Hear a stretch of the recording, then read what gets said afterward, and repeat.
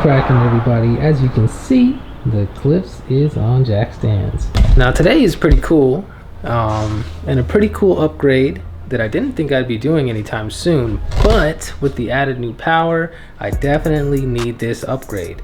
So the upgrade is a big brake kit. Now I know what you're thinking. You're probably thinking Brembo's or Cadillac CTSV brakes. No sir. Actually, what I wasn't aware of, I was aware of the Cadillac CTSV swap that you can do with the front brakes, but I was recently I was made aware of by my tuner. He told me that the 05 to 06 Mitsubishi Outlander front brakes will actually mount up to the 2G Eclipse.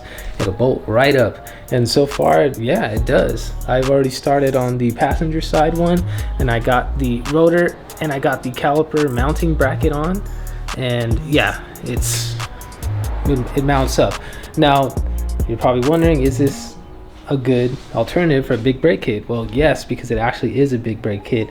As I'll show you in a moment, the rotor is probably anywhere from 1 inch to 2 inches bigger. It's an 11-inch rotor, and I believe the ones that I had on the car, or the stock size, is a 9-inch. The calipers on the GST, which is what I have, the calipers are only single piston. On the GSX, they made the calipers dual piston. So this is a big upgrade for me as well. So the rotor is bigger, the caliper now becomes 2 piston, and those things will couple in and add to my steel braided lines. So I'm about to have some good stopping power, and I can't wait to see the difference in how this car stops, because with the added power now, running on E85 and the tune and everything, it's very demanding on my brakes. So I know I'm shirtless and shit, forgive me, but it's fucking hot. So far, this is the rotor. Now my old rotor was drilled and slotted. I didn't want to pay the extra money to get drilled and slotted rotors because I just didn't feel like it. So the rears will still have drilled and slotted, but the fronts are going to be solid. But as you can see here, I bought these off of partsgeek.com. This is the bracket already, rotor and the caliper. Hefty thing. Do a piston, bam. Yep, so I'm gonna put that on.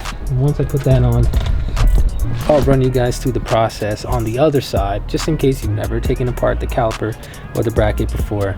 I will show you guys. So here is the full brake setup with everything on. I didn't torque anything down yet, but it's all nice and tight. We got our caliper on, bracket, new pads, because the pads are longer now since we have a bigger rotor, bigger caliper.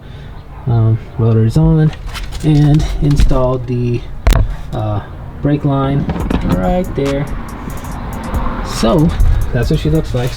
All right guys, so I'm not really gonna make this a how-to tutorial video, like how to change your calipers and rotors,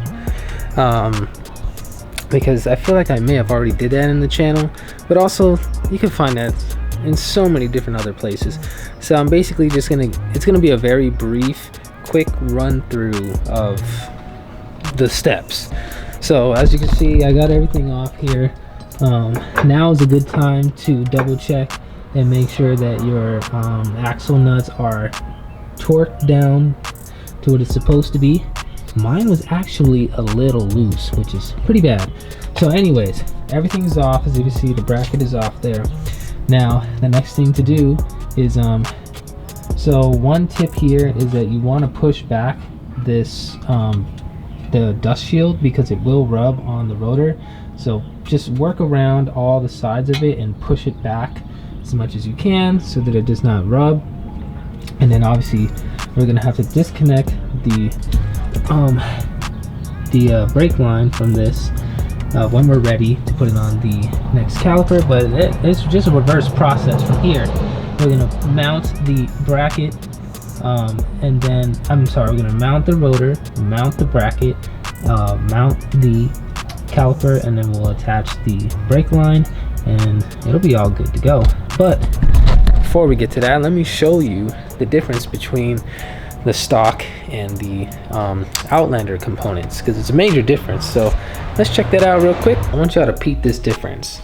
Stock rotor, and then we got the aftermarket one. I'm sorry, well, technically it's not aftermarket, but you know what I'm saying, the Outlander one. Now, it's a little hard to see, but I'm gonna lay it on top, and now you can see it's not crazy, but you can definitely see that's probably an inch. So maybe this is not 9, this is probably 10. This is our caliper. As you can see her, dual piston. She's a hefty girl. I did read that people say it makes a huge difference in stopping power, so we shall see. We shall see. So I'm probably gonna stop recording here, pick up tomorrow morning, and in the morning the brakes will be on, and then all I'll have to do is bleed it. I'll have my dad help me out. We'll bleed the brakes and then go test them out on the street. So it's the next morning. I'm gonna go and put the brakes on the driver's side, and then since my dad's here, we're gonna go ahead and bleed the brakes so I can get that out the way, because you need 2 people for it. So here we have him standing up now. And you can kind of see the difference here. I don't know, is that 2 inches? Does that look like 2 inches? I guess it would be. Kind of looks like 1 to me, but I'm probably just tripping. But you can definitely see that it's much bigger. One thing you want to do when you get new brakes is that brand new rotors will have like this oily like stuff on them. They just use that to protect them while they are being shipped or whatever. So you want to go ahead and use brake cleaner on them just to get them all cleaned up and dry before, you know, putting the calipers and the brake pads on. So just a quick little tip. Well, let's get it.